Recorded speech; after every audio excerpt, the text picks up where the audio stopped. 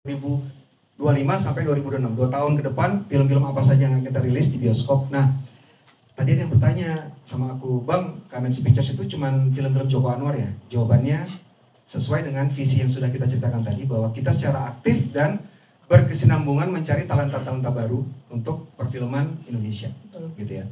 Ada satu film yang akan segera kita produksi dan akan tayang tahun 2025. Sebuah film yang juga ditulis oleh talenta-talenta baru dan disutradari oleh 2 orang sutradara muda yang sangat berbakat, dan kita sangat beruntung banget bisa bersama dengan mereka. Oke, ini adalah project yang menarik banget, bukan cuma filmnya, tapi juga termasuk para pembuatnya. Dan inilah adalah setelah pengembangan di Bukit Duri, teman-teman, The Siege at Tonhai yang akan kita rilis di bioskop tahun depan. Selanjutnya akan ada film ini. Bukannya dari belakang apa dari bawah? Inilah film kita, Kamensi Pictures presents Legenda Kelam Malin Kundang. Malin Kundang semua tahu kan, anak durhaka, ibu. Kenapa ibu berkerut? Karena ditarik sama anaknya. Untuk itu, kami akan memanggil beberapa teman, partner yang jadi sinias muda, harapan dan kebanggaan kita. Kita sudah lama pengen banget bersama dengan mereka, dan akhirnya mereka bilang iya. Siapa mereka? Kita akan panggil 2 orang yang akan menjadi sutradara dari film Legenda Kelam Malin Kundang. Itu Kevin Raharjo dan Rafki Hidayat. Apa saja yang sudah mereka kerjakan nanti akan kita bicarakan. Tapi inilah dia. Sekali lagi saya perkenalkan Kevin Raharjo dan Rafki Hidayat. Dari mulai Rafki coba sampai jadi bikin film bakal mendirect Legenda Kelam Malin Kundang ini gimana? Cerita sampai ke Kamensi. 10 tahun jadi wartawan, dan kemudian di sela-sela waktu itu dapat kesempatan tahun 2014 Bang Joko buka kelas menulis. Udah kecil pengen banget masuk ke dunia film, dan waktu itu lembarannya dari Twitter, aku daftar, dan kemudian sayembara kan ya? Screening. Terus masuk 10 terus diundang dan wawancara sama Bang Joko dan Mbak Tia, dan alhamdulillah masuk waktu itu jadi 10 orang yang pertama waktu itu ya Bang ya? Generasi pertama. Dan iya ya, jadi itu pengalaman luar biasa sih, karena aku kagum karya-karyanya Abang dan kemudian belajar langsung sama Abang. Dan itu nggak seperti belajar karena kita kayak temenan, dibeli makan, udah diajarin, dibeli makan, diantarin naik ojek dan lain sebagainya. Jadi ya pengalaman luar biasa.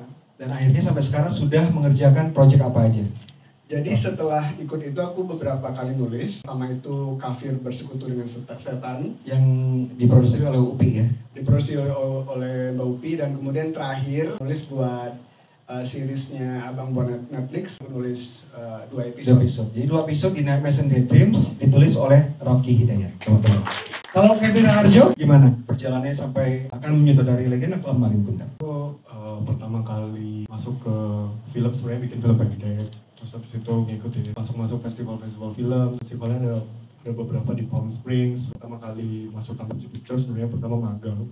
Itu di magang awalnya di series Nightmares and Daydreams. Habis itu Abang juga nawarin menjadi tim writer. Terus habis itu sampai sekarang. Dan teman-teman, festival-festival yang disebut oleh Kevin Raharjo tadi, termasuk Palm Springs, adalah festival-festival salah satu yang sangat prestisius ya di seluruh dunia. Jadi mereka berdua sudah melalang buana dulu sebelum akan mendirect Legenda Kelam Malin Kundang. Dan hari ini mereka kami perkenalkan sebagai director dari Legenda Kelam Malin Kundang. Alin Jaya Sukmana sebagai salah satu penulis dari Legenda Kelam Malin Kundang. Oke, ini sebenarnya prosesnya panjang banget. Jadi waktu itu udah sempat ngomongin project ini, dan kita ngegodoknya lama banget ya Bang. Jadi proses yang benar-benar, ini ibaratnya masakan tuh udah kayak di presto gitu, kayak di slow cooking, sampai akhirnya jadi sesuatu yang benar-benar rewarding banget. Aku baru baca lagi kemarin skripnya, dan terus terang ini senang banget akhirnya skrip ini bisa jadi sesuatu yang soon akan diproduksi dan akan dinikmati sama teman-teman sekalian. Yang pasti waktu awal diajak menulis sama Abang, of course senang banget. Sebelumnya udah pernah kerja bareng juga sama Abang, jadi ekspektasinya udah tahu bahwa kalau kerja bareng Abang itu, especially development, itu pasti akan naik kelas terus sebagai penulis. Jadi benar-benar proses yang sangat rewarding dan sangat fulfilling buat kita semua sebagai filmmaker dan penulis gitu. Kalian juga batch pertama di Inkubasi Writers, orang yang berbakat banget, disiplin banget, dan dia adalah salah satu head writer, showrunner, dan juga penulis di series Tira, teman-teman. Ini adalah film pertama kami ya. Ya, film panjang ya. Film panjang pertama kami sebagai sutradara, dan tentu kalau bikin suatu tunggu seumur hidup kita ingin bikin sesuatu yang penonton akan suka dan penonton akan kita harapkan menonton. Jadi kita mencari cerita yang kita yakin masyarakat tanpa diberitahu pun ceritanya apa sudah tahu gitu. Dan Indonesia banyak sekali legenda-legenda yang ada di sini, dan kami berpikir bagaimana kalau kita mengangkat salah satu legenda yang paling terkenal di Indonesia, karena banyak sekali kan legenda di sini, tapi Malin Kundang tidak hanya dikenal di Sumatera Barat. Saya orang Minang gitu, tapi saya tahu bahwa orang dimanapun akan tahu langsung soal Malin Kundang, soal anak durhaka gitu. Dan hal yang paling penting lagi adalah bahwa yang membuat kami menerima proyek ini dan kemudian mendevelop adalah cerita yang akan kami angkat ini adalah sangat relevan. Mungkin orang berpikir ini cerita tentang anak durhaka doang, tapi namanya Kamensi, akan ada hal yang berbeda yang dimunculkan. Kita mengangkat soal isu tidak hanya soal orang tua dan anak, tapi juga intergenerational trauma, bahwa trauma dari sebuah generasi diteruskan ke generasi selanjutnya.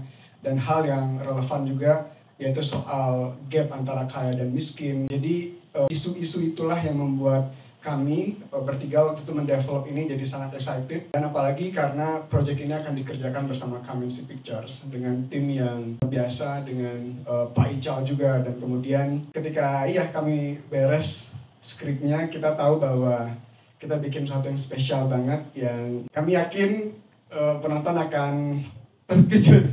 Buat saya sangat spesial sekali karena sebenarnya skenarionya saya sudah baca dari tahun 2000. Ini adalah cerita dari Bang Joko yang sangat saya favoritkan. Ini adalah film fantasi anak berjudul Perkasa Seperti Air. Film pertama dari Joko Anwar yang mungkin bisa ditonton oleh semua umur. Film semua umur, teman-teman, film keluarga. Jadi ini adalah film coming of age. Jadi kalau teman-teman familiar dengan istilah coming of age, cerita bagaimana seorang anak beralih ke masa dewasa dengan mendapatkan tanggung jawab dan mencoba untuk coping dengan reality bahwa seseorang harus tumbuh dewasa, memiliki tanggung jawab dan sebagainya. Ini adalah film yang sangat personal bagi kami. Kamensi Pictures presents Perkasa Seperti Air, atau judul internasionalnya Mighty Like Water. Rencananya kita akan syutingnya tahun depan. Tahun depan, 2020. teman-teman. Jadi, ini nangis lah pokoknya bikinnya semua. Karena susah ya, nangis enggak ya? Karena perkasa seperti air. Kecil, wishing well. Oke, terakhir ya? Terakhir, oke. 2025-2026. Ini horor, tapi horor komedi dengan judul Ghost in the Cell atau Hantu Dalam Sel. Tagline-nya dong, lihat tagline-nya. You worried? Don't worry. Jadi ini akan jadi film horor saya setelah lama ya, absen di horor kan.